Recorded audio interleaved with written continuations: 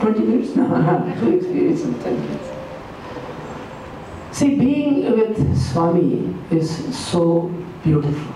Every time you learn a lesson from him. This is an old experience, very, very old experience. I've told many times, but I want to tell you again. This one experience will cover 10 minutes. So, some of you may remember, but many of you may not know. This is about love of Swami. I was in Bombay. I was working at Tata Institute of Fundamental Research. I finished my PhD.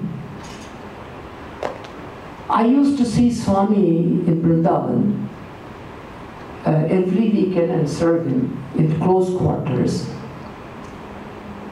So when I came to Bombay, I didn't have the same opportunity. Then waiting for Swami to come to serve him. Then at that time I had a thought. I said, Swami, I know you are God, you are the avatar, you are perfect. If I am the example of your devotee, I have to feel sorry for you. I was talking about myself. As your devotee, I am not of your caliber. And forgive me for saying that when I look around, they are either like me or perhaps slightly worse. This doesn't compute. Where are your true devotees? Because I read about Ramakrishna Paramahamsa, who used to think of God all the time. When he used to tell, where are my students? Where are these children of God? He used to pine for God. He never cared for anything. So I said, Swami, where are such devotees? Where are they? So then Swami came to the Nakshetra. Then I went back to my toilet duty. I was taking care of them. Then word came that I had been promoted.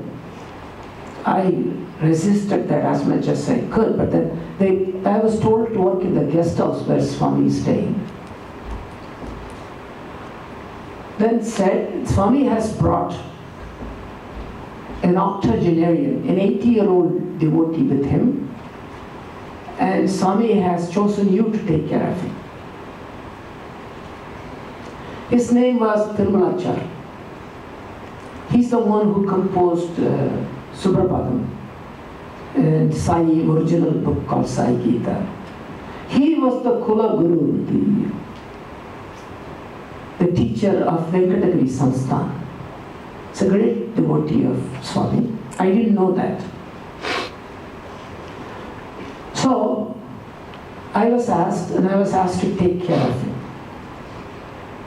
He's a very, very simple man. And he couldn't even talk properly because of age. Because he was always chanting God's name.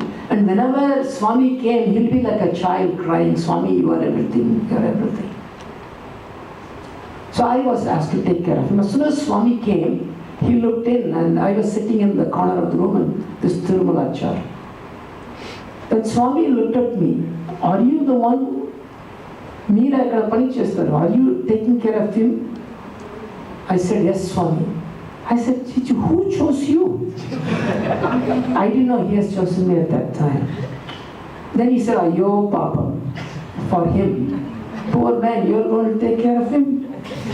And with big eyes, then I walked off. I got scared. I said, they must have made a mistake. I ran away.